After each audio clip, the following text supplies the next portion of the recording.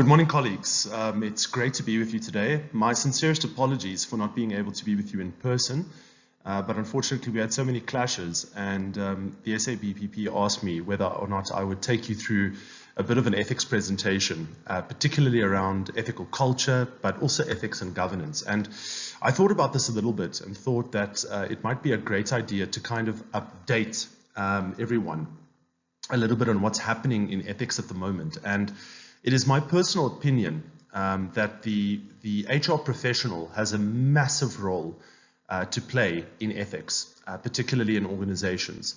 And so I think, in some sense, this is an ethics training that you will learn about ethics today. But in another sense, this is very much a sort of didactic training or a didactic session whereby I want to kind of take you through the latest information, what's been happening regarding legislation in this time, and also how best practice has ultimately influenced organizations. So I hope that our time here will be interesting, that we will have sort of a time for engagement a little bit offline. So if you have any questions, you can send them through to me. But even I think in this session, to just start the conversation, since I'm not joining you, but between yourselves, just to kind of understand this topic a little bit better. And hopefully I can open it up for everyone as well. All right, so let's jump right in. Colleagues, I'd like to bring your attention to this particular survey that was conducted in 2021. Now, I think it's important to sort of color our view of ethics with a little bit of data on what's going on, both in the sense of the governance of ethics, where I think the HR function and people that work in human capital have a massive role to play. But I think secondly, just to kind of understand, what we are dealing with internationally at the moment. What are some of the issues that we are seeing in South Africa? So what is interesting about the Ethics at Work survey is it was completed by the IBE. They do this a few years where they will look at the ethics in different countries, just to understand, what's happening. And one of the major things I think that they do measure are employees' attitudes and perceptions of ethics. So basically asking them, whether or not certain elements of an ethical culture are present, how ethics is viewed in different countries. So it's important to view as well, where do countries rank in terms of ethics and ethical culture. But in this particular survey, it does not include, and I think I'm going to just emphasize that, it does not include any public sector or state-owned enterprises. It only includes private or listed companies. So what we would consider here in South Africa as private organizations, or the private sector, more generally speaking. It can be noted in the slideshow that ultimately employees basically were surveyed across a number of countries. It's unfortunate that they chose 13, very unlucky 13 as the number of countries here, but you can see that these countries, South Africa is a little bit of an outlier here, and these are kind of heavyweights, many of them developed countries. But because of South Africa's link with the IBE, we asked them to include South Africa in this round and actually assisted them here in South Africa with data collection from different organizations to kind of get a feel for what's going on here. But you can see here, you've got Australia, Portugal, France, Germany, Ireland, Italy, the Netherlands, New Zealand. Many of these countries ultimately also score quite low in some instances on corruption indexes and so on. So we are in sort of heavy company here. But interestingly, some of the results were quite surprising. And let me share that in the next few slides with you. So what is quite encouraging, and I think this is quite a positive sign for South Africa, generally speaking, is that we scored quite high on the following areas. Firstly, on written standards of ethical conduct, where we actually came first out of all of those countries that were mentioned earlier. And this is quite a huge surprise to most people, but I will explain in a second, why this is so prominent within South Africa currently. You can also see that we ranked first with confidential channels for reporting misconduct in the private sector. This is also quite encouraging. So it shows that, out of all those countries, we did the best in those two areas. We came second best with training on ethics, which just demonstrates that this is also an area of of massive interest in South Africa. And of course, the HR field often is asked to engage in this kind of training, or to at least outsource it in most organizations. So this is something that I think for HR professionals in particular, it's important to know that this is a priority for many private organizations operating in South Africa. You can also see that we are first here on advice on ethical behavior. So indeed, it seems or may appear here that South African companies are extremely aware of this thing called ethics. But the picture does not remain rosy throughout later results, and I will get into those in just a second. It also appears, colleagues, that we have quite a supportive environment for ethics within the private sector here in South Africa. So something that is interesting to me is, if you look here, you'll see that we ranked first in the following areas. Firstly, that senior management takes ethics seriously, that line managers support ethical standards, that my organization is ethical in business dealings, and my organization punishes ethics violations. So it should appear from this that things are looking relatively good, but there are a few caveats that I think are important. And that is particularly if you look at where we find South Africa and South African companies regarding ethics right now. South Africa has been through a decade of what I would consider a huge heart attack regarding ethics. The greatest risk that we see is with engagement of private sector organizations with the public sector. So, and it's also an area where we do most work, or where we obtain most of our work, but also the riskiest part of that. So if you look at, for example, the public sector or state-owned enterprises, these organizations, there's a very different picture within them. And these organizations often engage with private sector companies very often, which increases risk. And we've seen how that has taken root in South Africa. We've seen what's happened with a number of private sector organizations. But we've also noticed, what was going on with state capture in the public sector, and how people are generally, civil society, are becoming quite upset by the fact that corruption is so prevalent. Now, this huge set of scandals, that we saw in the last decade or so, and in the last five years, they've sort of accelerated. In the last year, kind of died down a little bit, is the fact that South African society is extremely aware of ethics. It is something that we know now has an impact on how businesses run. We have seen, we've had the heart attack, similar to a person who has now had a heart attack. We are focusing very heavily on our health. We are focusing very heavily on doing the right thing. But again, I'm worried that this may fizzle out over time as this urgency becomes less. In other words, we go back into our bad habits, after the heart attack is forgotten. And I think this is something that definitely does explain some of these very positive findings that we are seeing. I'm, of course, being quite cynical here. It could just be other factors, which I will dive into shortly. But there is something unique about South Africa as well, and that is that South Africa has an extremely conducive legislation or legislative environment, shall we say, for ethics. And this is partly seen within the King series of reports that have had a major impact on how private sector businesses ultimately look at ethics. And I think that these King reports have succeeded to some extent, especially if we consider that a large proportion of their content is now being appropriated into areas such as the Companies Act, but also in other areas such as the Public Administration Acts. The more public sector side is also embracing the King good governance guidelines. And in particular, ethics is becoming more prominent within the King documents, which we will look at shortly.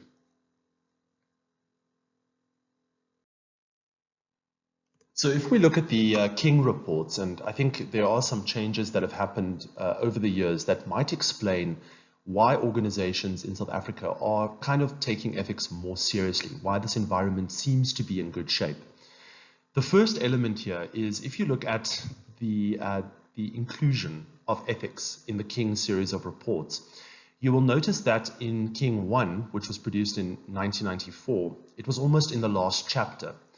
It then moved to the middle chapter in 2002 and also had more content associated with it. And the stakeholder approach is, I think, something there that is quite important to the idea of business ethics. In King 3, it started to become very first and foremost and remains such in King 4. But there are also additional things which have happened regarding ethics, that ethics has become a lot more prominent, a bigger part, shall we say, of the King reports. So if we look here at King 3, for example, King 3 had 68 total principles for the governance of ethics in organizations. And 3 of those 68 were related directly to ethics.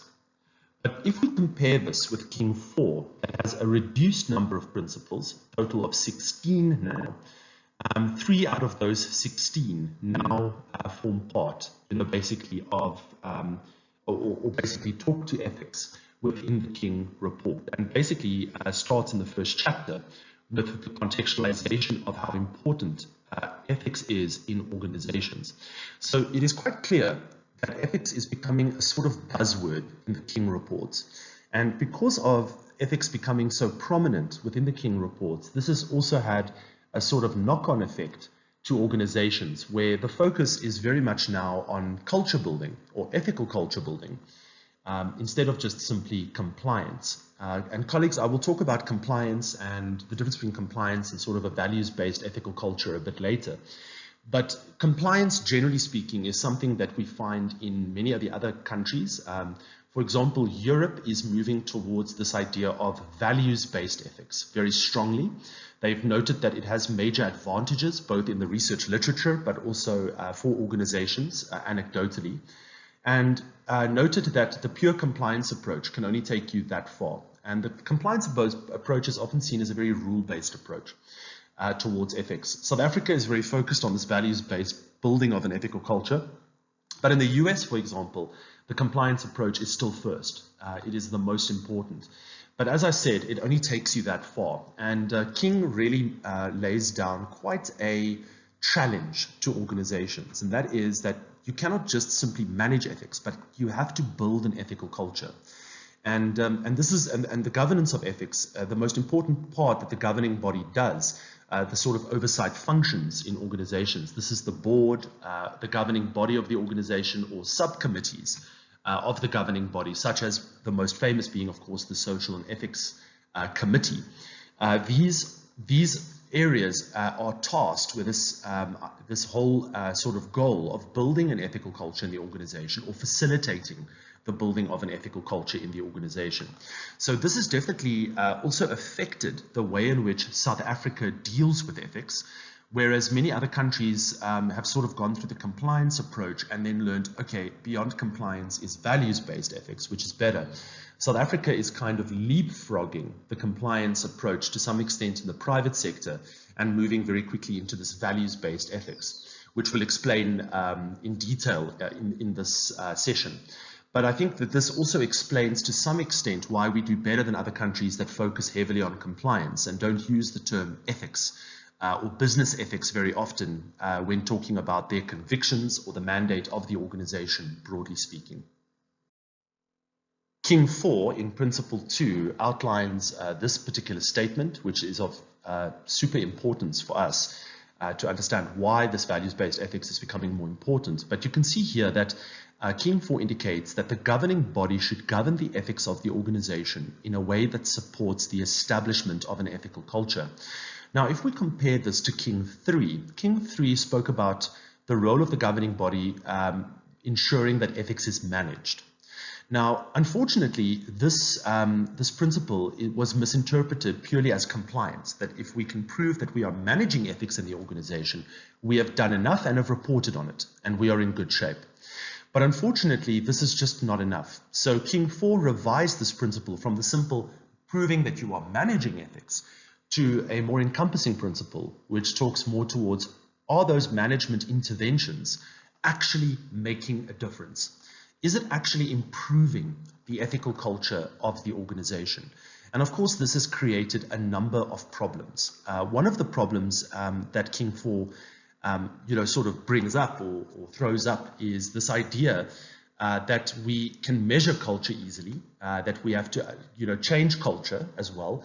And culture is very abstract. It has many elements to it.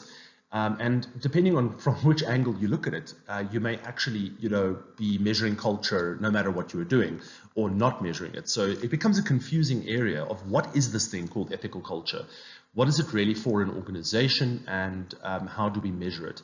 But of course, this has, put sort of the fire of God, shall I say, into organizations, because they are now trying to report more on the outputs of the ethics management interventions that they have in their organizations, whether these are impactful to the organization itself, as well as relying more heavily on how stakeholders report about the organization, both internal as well as external, as indicators of how well this culture is being built. This is often referred to, colleagues, as an ethics risk assessment, where you engage with a number of stakeholders to understand their perceptions of the organization, whether they trust the organization, and whether they've engaged in ethically risky behaviors with the organization.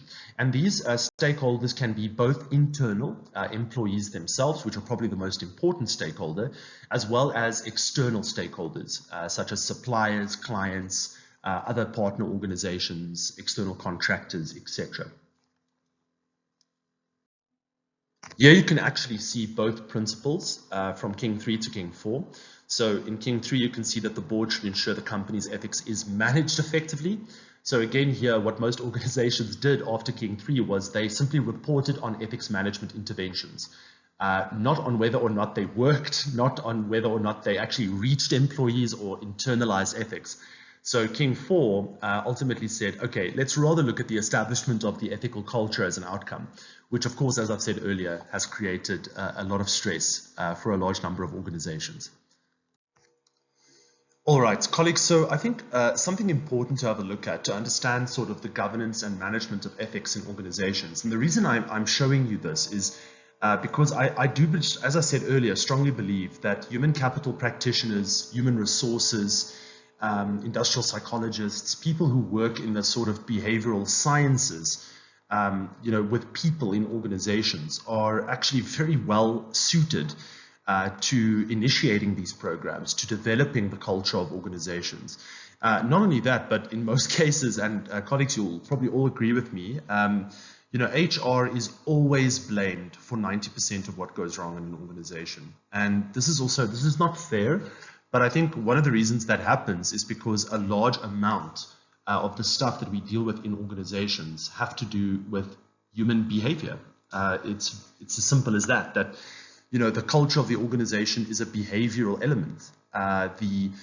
The way in which individuals, whether they are cynical or engaged, influence the organization is a behavioral issue. Stakeholder perceptions are a behavioral issue. So I think that this is partly why we get all of this stuff thrown our way. But I think also that the ethics management function in an organization, what we would often call the ethics office, in most private organizations, except for a few that kind of push into the best practice zone, this is usually not an independent function. So what that means is that you don't often get an ethics officer or an ethics manager in the organization that only does that with an independent ethics office.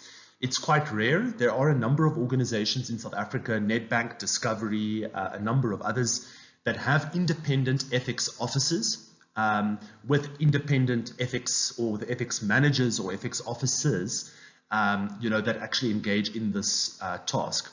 In most other organizations, ethics management is given as an additional responsibility to someone in the organization. And in many cases, the top groups or divisions where ethics management is sort of given priority or seconded to, shall we say, is usually the internal audit function, which, by the way, is problematic because they mark their own homework.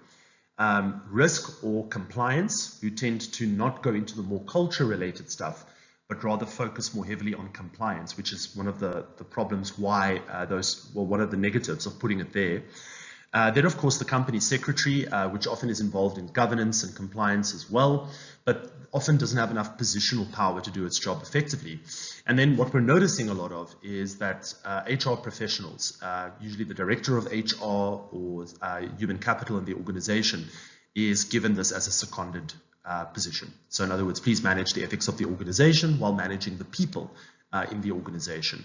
Of course, the negative there is that HR is often seen as the part of the organization that also holds employees accountable. So if I use a silly analogy, it is the stick of the organization. It does disciplinary hearings, it looks at conduct issues on top of all the other things that it does. And this can sometimes be problematic, particularly if someone wants to engage with the ethics management function to report unethical behavior that they may have been involved in. People become a little bit fearful of engaging that independent or that ethics function if it sits with HR. And yet it sits with HR a large proportion of the time. So I think it is important that it can be done effectively, but we have to be aware, of certain elements. Now, the governance of ethics framework, basically, which can be found in King, speaks about how we build an ethical culture. And ultimately, the first step there, colleagues, as you can see, is good leadership commitment to ethics. So the thinking here, the evidence also shows this, is that you can't really build an ethical culture from the bottom up, from employee level, non-managerial employee level upward. You can, it's not that you cannot do it, but it is usually much messier, less efficient, and it may in some instances put the organization at massive risk because it's basically like a revolution, right? So you have your lower level employees that are basically now unwilling to cooperate until ethics is dealt with in the organization. And, I get images of Marikana here. I get, there's a number of other images that I do get as well when I think about bottom-up development, when leadership are just not interested, when the employees are so marginalized that they have to do something about ethics. So the more effective way of doing it, the way to do it without disrupting the organization to the nth degree, is to start with senior leadership. And of course, part of that group of governance structures, the governing body and so on, leadership, of course, being your senior and executive managers in the organization. Now, these two groups, ethics initiatives, should tend to go absolutely nowhere if these groups are not on board with ethics, if leadership do not buy in that ethics is an important part of what the business must strive to be and do. If these groups do not have any buy-in, ultimately most ethics interventions will fail. But then in this box over here, if you think about the oversight of the governance of ethics, this is very much what we see from senior leadership and governance structures. But the actual management of ethics involves certain steps. And the first step in this process is what is referred to, as I've mentioned earlier, the ethics risk assessment. Now, the ethics risk assessment, as I've said, is where stakeholders, selected key stakeholders, both internally as well as external to the organization, are polled or surveyed to understand what they experience, what their perceptions are, and what they have experienced in terms of ethics risk with the organization. And this often provides quite a good amount of information. It can be done in both a qualitative sort of interview and focus group method or through surveys, which are slightly more quantitative, or both, which obviously is probably best practice, is to do both, is to actually have those qualitative and quantitative components at work.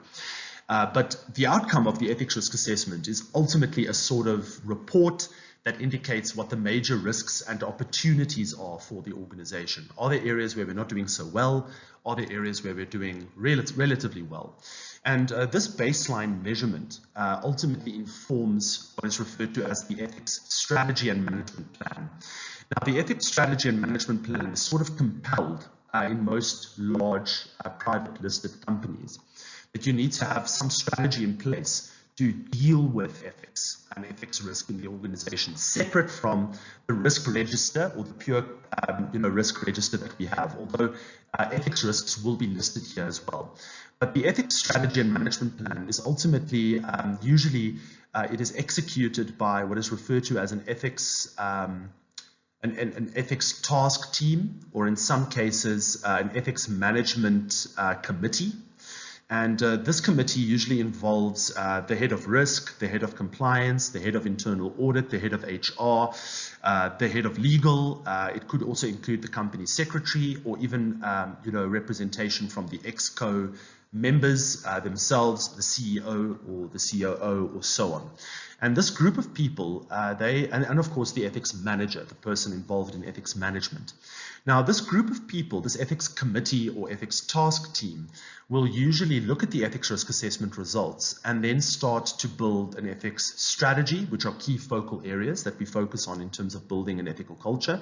But also specific interventions will be crafted, practical interventions that have risk owners, that have deadlines, as well as proof of completion or proof of having done these things. So there must be some proof. And this ethics strategy and management plan will ultimately guide how the organization will improve its ethics from the ethics risk assessment in the next 2, 3, 4, 5 years, depending on how large the organization may be. Of course, this also results in either code and policy development. This is where the code of conduct might be updated, might be reviewed, it might be relaunched. It's also areas where other policies, such as conflicts of interest policies, sexual harassment policies, or any other ethics-related policies might be reviewed. Even the sort of ethics reporting policy might be reviewed as well, based on the results of the ethics risk assessment, or new policies written, or policies reviewed and updated. But all of that is done by looking at what the ethics risk assessment has provided.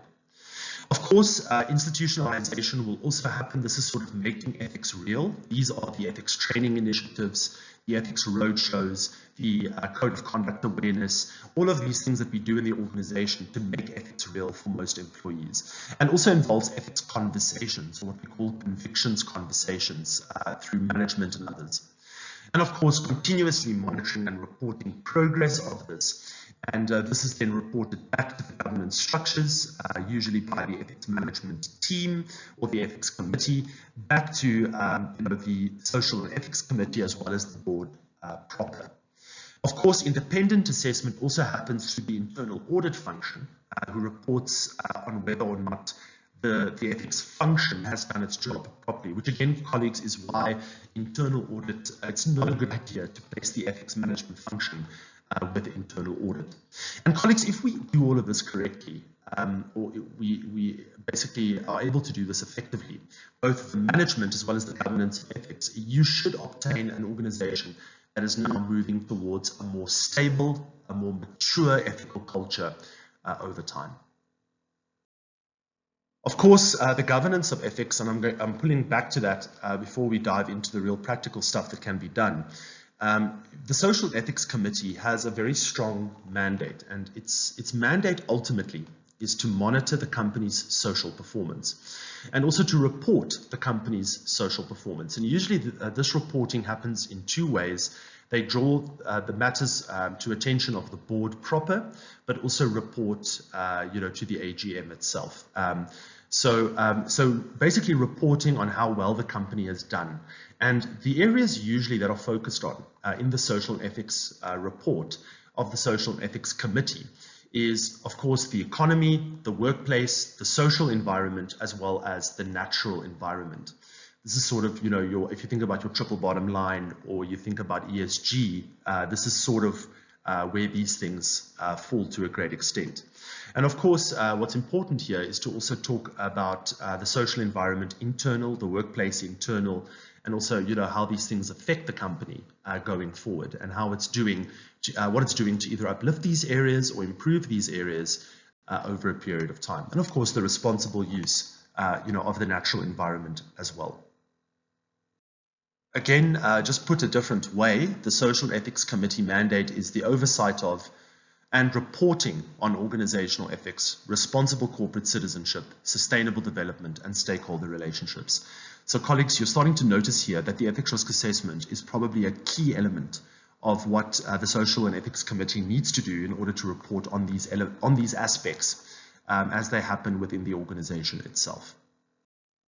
In South Africa, in 2021, the Social and Ethics Committee Trend Survey was conducted between both the Ethics Institute and the Institute of Directors of South Africa. We worked together on obtaining this information. And a large number of social ethics committees and chairpersons of social ethics committees were brought in ultimately to answer questions about what they pay attention to, etc. And if you look here, you'll notice that the most areas where the most time is spent for social and ethics committees across different industries are ultimately, first and foremost, organizational ethics. So you can see there that 54% said always, with most of the time being 20%. This is followed quite closely by employee safety and health, which I think jumped up quite a bit from the previous social ethics trend survey, which was done in 2019 for obvious reasons, COVID. Then you can see broad-based Black economic empowerment, employment equity, fraud and corruption prevention, and so on. But it is very encouraging to note that most organizations, social ethics committees, are saying that organizational ethics is the area where they spent most of their time. And this also tells us a story as to why we are obtaining the results that we are obtaining in the Ethics at Work survey, why we are doing so well. And a large proportion of the reason why this is happening is, again, comes back to King 3, King 4, the King Committee reports, the Companies Act, and also what we saw earlier, the management of ethics in organizations, and this idea of having an ethics officer or an ethics manager in the organization with an ethics management function that actually executes these tasks over a period of time. And again, the HR professional is very well aligned to engage in these activities, either as an external consultant or as someone that works in the organization in a human capital field or human capital area to take this over and basically work on ethics within the organization itself. This is not something that we are not equipped to do like many of the other functions. We actually have the training and equipment to do this very effectively. But this may also explain why we are seeing South Africa rank so high in certain areas. So colleagues, earlier I said that not everything is rosy concerning South Africa. And if you dive a bit deeper into the Ethics at Work survey and the results here, you'll notice that there are certain areas where South Africa has done relatively poorly. So firstly, if you look at this item here at the top, honesty is practiced at work. We ranked last there. And employees are pressured to compromise ethics. We ranked second. So what that means is, just flip your mind around here, that we are pressured the most out of all the other countries out there, or the second most, from employees being pressured to compromise on ethics. Similarly, we also rank very high in an area we don't want to rank high, and this is awareness of misconduct in the organization. So people actually seeing or observing unethical conduct the most out of most other countries out there. So colleagues, again, this is very interesting. We are actually observing a lot more, even though we are highly aware that ethics is important for organizations. We are actually seeing a lot more of this on a day-to-day basis. So colleagues, here you can actually see that we have a very high tolerance for unethical behavior. And particularly with minor breaches of rules being inevitable, we rank first, which is not a good thing. And if we crack down on a very minor breach of ethics, we will soon have no staff. So again, it shows that in the South African environment, we are actually quite tolerant of observed unethical behavior, even though we are quite aware that ethics is important. So colleagues, we're actually seeing that we are becoming a lot more accepting of unethical conduct. We are viewing this as normal behavior, as the way we do things in business. And I worry that we are getting used to the hot water, so to speak. We are also rationalizing unethical conduct a lot more within the South African environment. So it's not an entirely rosy picture. There are some things here that I think are quite worrying, particularly that we are getting used to this as business as usual. If we were to summarize the findings that we saw earlier, we're starting to notice that the legal and best practice framework in South Africa appears to be making a difference.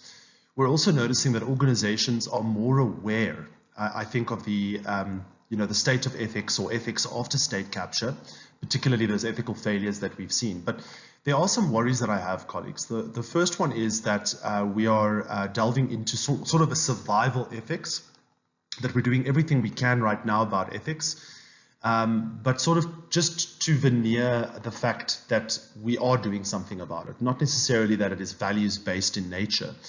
and that we are now, jumping right into a compliance mode on ethics, sort of alarm mode, which is why codes of ethics and ethics policies and rules are becoming so important in organizations.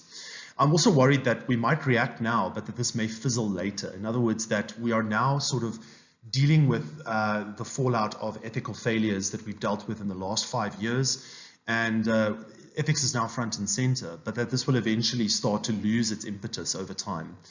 And that, there is more pressure being put in South Africa on compliance systems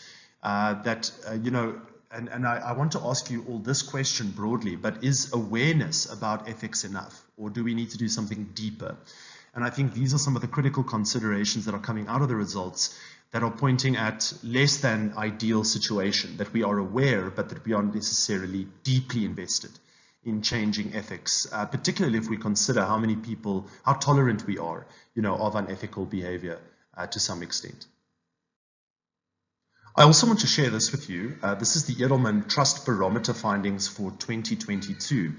Now, the Edelman Trust Barometer is run every year. It is run in a large number of countries all over the world, and it looks at the perceptions that individuals have about the ethics of their governments, media, private organizations, and so on. And what's fascinating is that if you look at the 2020 and 2021 Edelman Trust Barometer, the only institution which was viewed as both ethical and competent was private business, private organizations. Government, as well as the media, are considered to be untrustworthy during these years.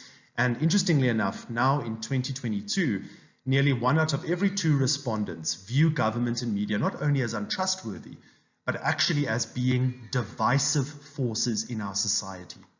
So this is quite interesting. They've gone from being not trusted, but relatively benign, to being divisive in nature in the minds of a large number of people across the world. What is also interesting is if we look at the green box is that there's a perception that business is not doing enough to address societal problems, that business can do more on climate change, more on economic inequality, and more on workforce reskilling. But the most important finding of the Edelman Trust Barometer is that business, specifically private business, should have a societal focus. In other words, that private business is at the moment the only institution that we can trust, that is both trustworthy and competent. Now, if we consider the South African environment and what's been happening here in the last decade, what I think we are seeing in the results earlier is, especially in private businesses, is that in South Africa, private business is the only institute that can be trusted. That private business is now being trusted out of necessity to jump in or take up the mantle of many of these social initiatives that government and media usually get involved with.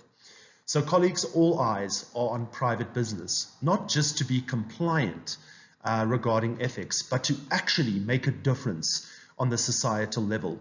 So the expectation is quite high on businesses out there to basically look at their ethics much more closely and in a much broader way. The last few things that I just want to show you before we start wrapping up the session is that ethical culture does matter.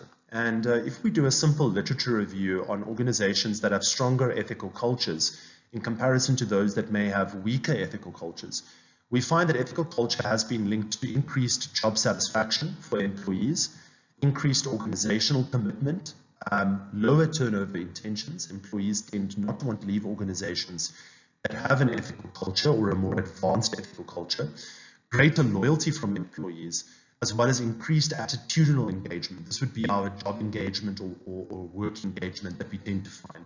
But employees are far more engaged emotionally, attitudinally with organizations in which there is a good organizational ethical culture and in ones where this is absent.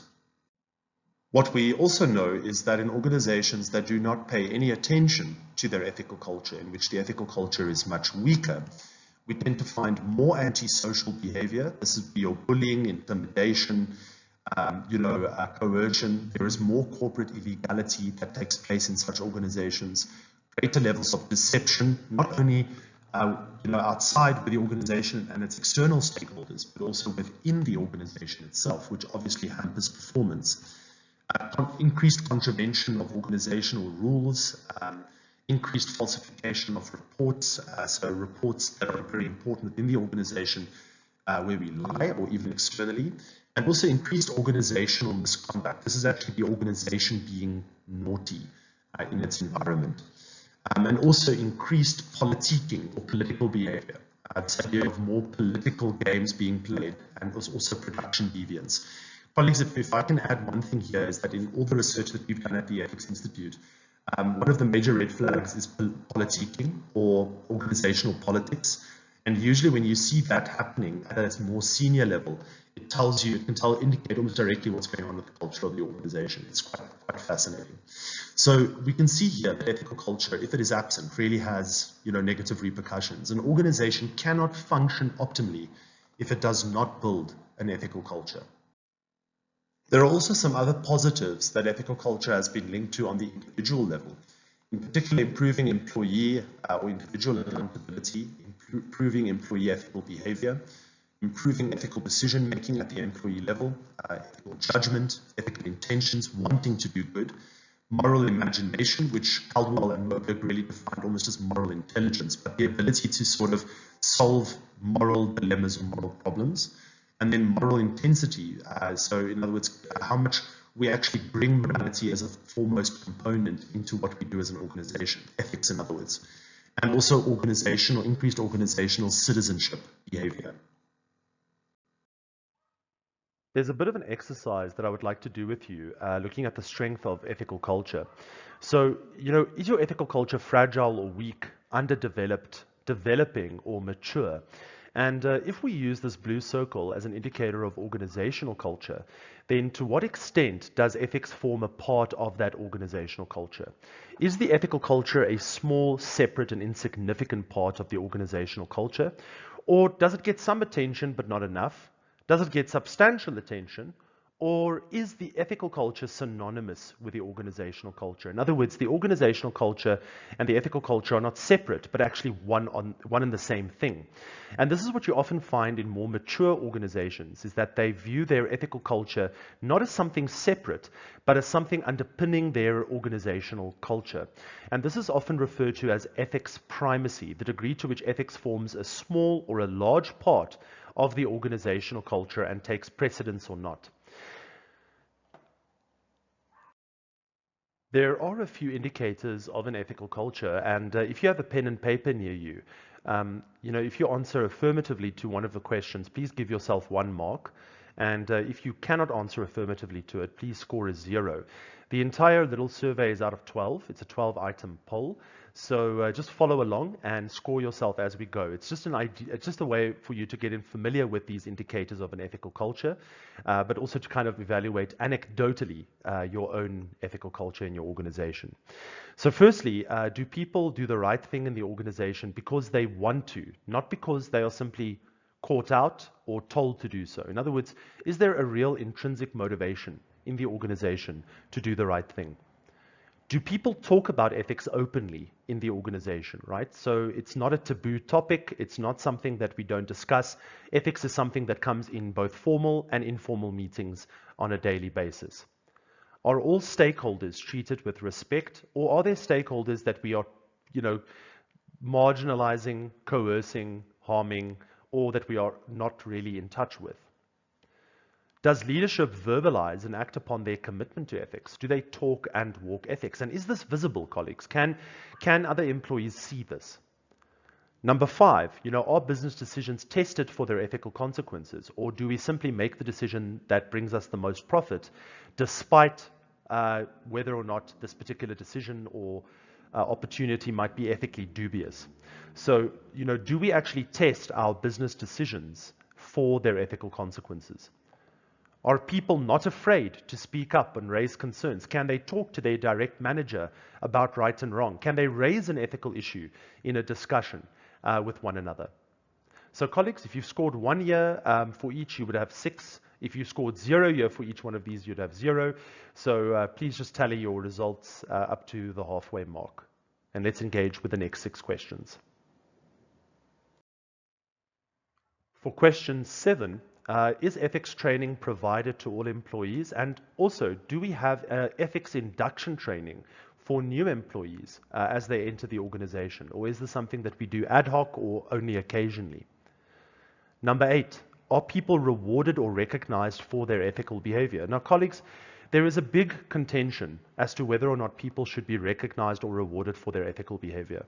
But to put it this way, if an employee is rewarded for performance outputs in terms of financial outputs or performance targets, but is not rewarded or recognized for living ethical values, in other words, if they don't have any ethics KPIs or KPAs, why on earth would they pay any attention to ethics? And I think this is something that we need to look at much more closely in organizations. And many organizations are bringing in key performance indicators of ethics for performance appraisals and so on as well. Number 9, are transgressors dealt with swiftly, decisively, and very importantly, transparently and consistently? So, it's no use for us to punish someone 3 years after they have done the deed. This is not good enough. Transgressors need to be punished, and people need to know that something is being done about these transgressors and that people are not getting away with it purely because of their job level or position. Is there open and transparent accountability? Number 10, if we make mistakes as an organization, is there no hesitation to apologize, take ownership for that mistake, and then take corrective action? Now, many organizations who deny wrongdoing, even if it is self-evident, often look much worse later. And what we also know about audit firms in particular, audit and accounting firms, is that those that tend to deny wrongdoing, even if it is self-evident, tend to have almost 100% chance of failure. In other words, the organization goes under. Those who tend to have an ethical scandal but own up to it often are those that tend to survive. So can we reestablish trust is the big question. Do we own mistakes that we make, even internally within the organization? Number 11, are ethics-related codes and policies clearly formulated, and are people aware of their content? It's not just good enough to have those policies on the wall, but do people actually understand them? Do they actually know what's happening in the organization? One way to test this amongst your colleagues is to ask them, if you do have a gift policy, is to ask them what does the gift policy say, and up to how much can you accept without declaring it, or up to what amount can you accept and declare it, and beyond that amount you cannot accept. And I can promise you, you will get 7 or 8 different answers from the same people in the same organization.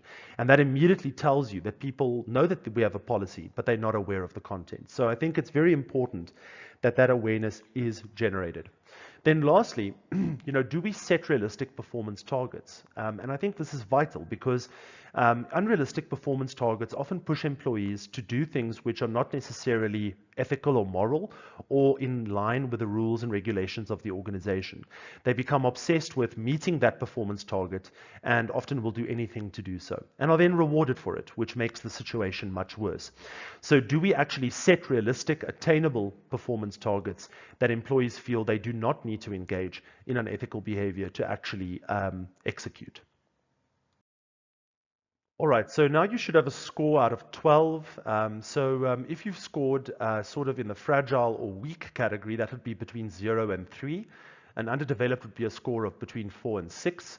So that would be there and there. And then a developing would be between 7 and 9. And of course, a mature culture would be anything where you score above 10. In other words, or 12 out of 12. For these questions. But of course, remember, colleagues, this is just you doing it. We don't have a feeling for this across the organization. And these indicators are just indicators. They just give us a broad idea of what things usually are dealt with in more mature ethical cultures. But I hope that you've noticed that many of these indicators are the direct purview of the human capital function in organizations. There's a hell of a lot that we can do within the human capital function to actually improve these systems. And one of the biggest ones is to ensure that the values of the organization are in line with the systems and the policies that we engage with daily. That they are not what we call unjust systems, things that we do daily that don't fall in line, with our values. For example, like the performance management system, whereby we prioritize financial performance at the expense of everything else. And meanwhile, we have a value system that says that we need to be ethical. This is a good example of a disconnect between these two areas, where employees will obviously regress into the scenario where they will be rewarded for certain behaviors, and those that mean very little will obviously not be engaged in very often. Colleagues, one of the last things that I want to show you are these dimensions of an ethical culture. Now, earlier we spoke about the idea of developing an ethical culture, but that one of the major problems ultimately is that we don't know what we should be measuring, is it even measurable to begin with, right? And many organizations measure random things. But if you look at these dimensions here have certain advantages. Firstly, that they are measurable. One can actually tap into this by looking at the perceptions of stakeholders, particularly internal stakeholders, employees within the organization itself. And they can be quite revealing in terms of where the culture is at.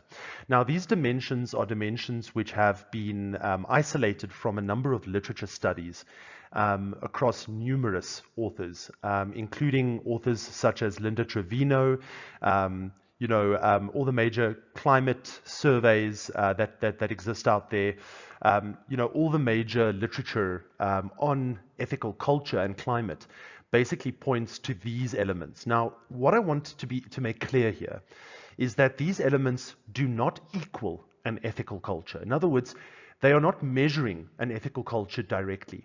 Instead, we have indicators which tend to correlate highly with ethical cultures and also indicators of an ethical culture, broadly speaking. So these things tell us whether or not an ethical culture is probably present or not in an organization.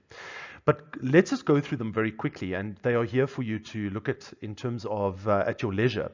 But broadly speaking, you'll see that there are actually not 7, but rather 5 dimensions. The reason for this is that there's one dimension that's been split into 3: middle, leadership, and employee. And this is commitment to ethics.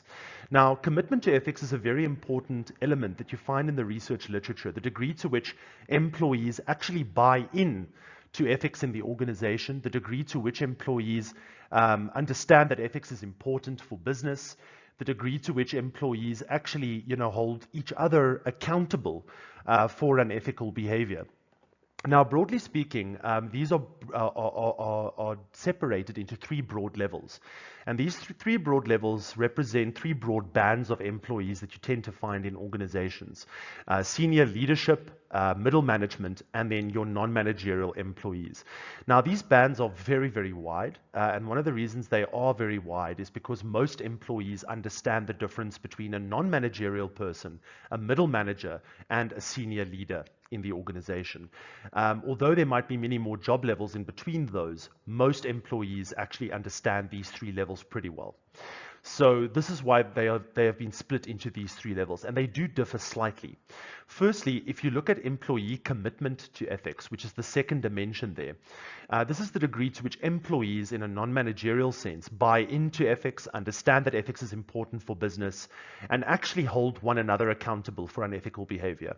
Middle management and senior leadership commitment to ethics look more at other elements, such as whether these managers hold people accountable for unethical behavior, whether they role model ethics in a visible manner, in other words, walk the talk, whether or not these individuals encourage employees and support them to report unethical behavior, for example, and also listen to them actively in terms of, their ethical opinions. So middle management and leadership obviously need to do those things in addition to just buying into the ethics message.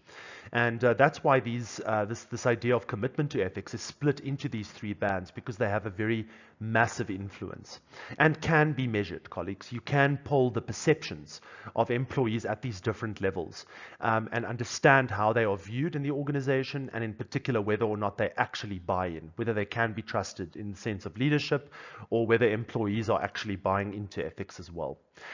The other dimensions, ethics, accountability, and responsibility, is ultimately the degree to which employees believe or perceive that action is taken when other employees engage in unethical behavior.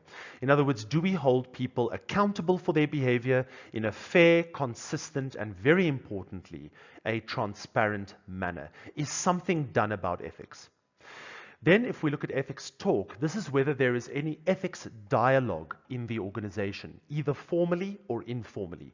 Do we talk about right and wrong before we make business decisions? Do we talk about ethical dilemmas or challenges we face and how we deal with them? Do we raise ethical concerns before we engage in business dealings and these sorts of things? In other words, is ethics spoken about in the organization, or is it something that is banned? In other words, it's a taboo topic that we don't discuss. And ethics dialogue is so important in the literature because it is the one thing that develops the ethical or moral intelligence of an organization, because it learns by engaging in dialogue with one another. It's also the way in which the ethics message ultimately is cascaded to all employees, is through this formal as well as, very importantly, informal ethics talk. Now, what's fascinating is, for example, MTN, they compelled ethics talk after they've had their scandals way back. And one of the ways they do this is by bringing in this thing that they call press pause. And press pause, what happens is, or push pause, you can press or push pause at any point in time. And should do so in every meeting. And that means we're now going to be discussing the ethical considerations of this situation that we're in, be it hiring someone, be it making a business decision, be it implementing a policy. Let's press pause, and then we can open up and talk about the ethical implications of whatever we are doing.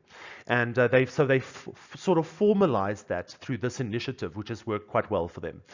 So it stimulates ethics talk. But also, do our senior leaders actually have convictions conversations? Do they talk about what the values of the organization mean from a moral perspective? What behaviors are seen as good or bad in the organization? What the ethical expectations are that they have of employees? This is also quite important and forms part of ethics talk. Then, of course, we have the ethical treatment of people. And colleagues, this is probably one of the most important dimensions out of all of them. If you are familiar with the work of Spector and their colleagues, or counterproductive work behavior, you will know that over 35 years of research, looking at all the different dimensions of why counterproductive work behavior happens. Counterproductive work behavior obviously being antisocial behaviors, behaviors where employees may steal from the organization, or even in extreme cases, sabotage organizational operations. The naughty behaviors that we normally engage with, absenteeism from work, these kinds of things.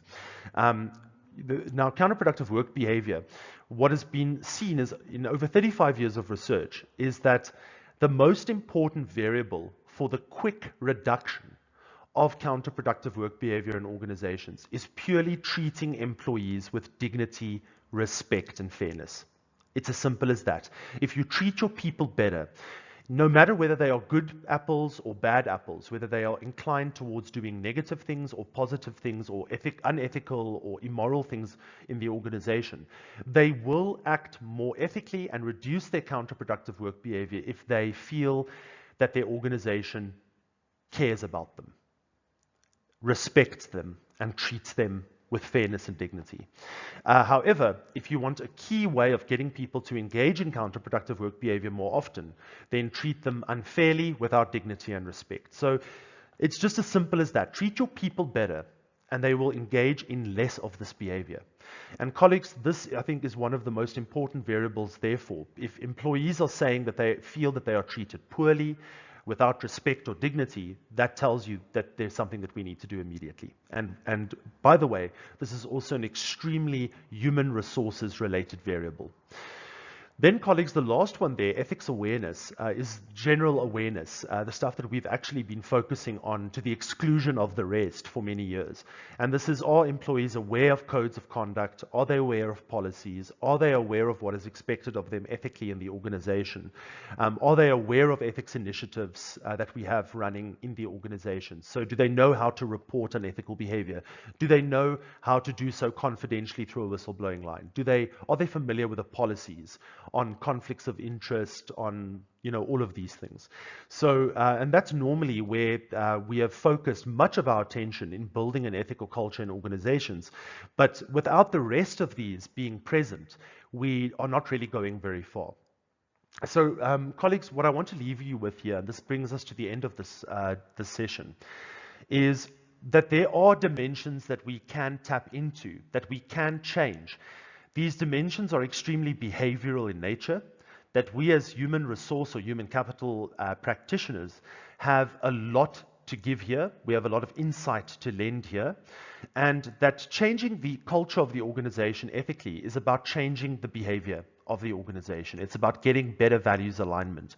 It's about moving beyond punishing into a world where we can actually build these universal principles or values where employees engage with them. And the greatest and most advantageous thing about these dimensions is that they are as simple as measuring through a survey or a similar technique the perceptions of employees in the organization, and then changing those perceptions over time with real ethics management interventions. It can be done, and I think that we have a massive role as human capital practitioners, the HR field broadly speaking, to actually execute these tasks. We have the skill set to do so, and we can do so, especially through organizational change and development initiatives. So colleagues, I hope that you can apply this stuff. I hope that this has given you some indication of the state of ethics in organizations currently and where our role fits in, but also what we should look out for when we operate in organizations. I thank you greatly for the time, and please, if you want to be in contact with me, I'm sure they will make my contact details available.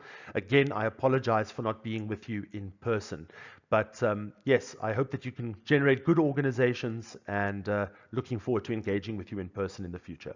Thank you.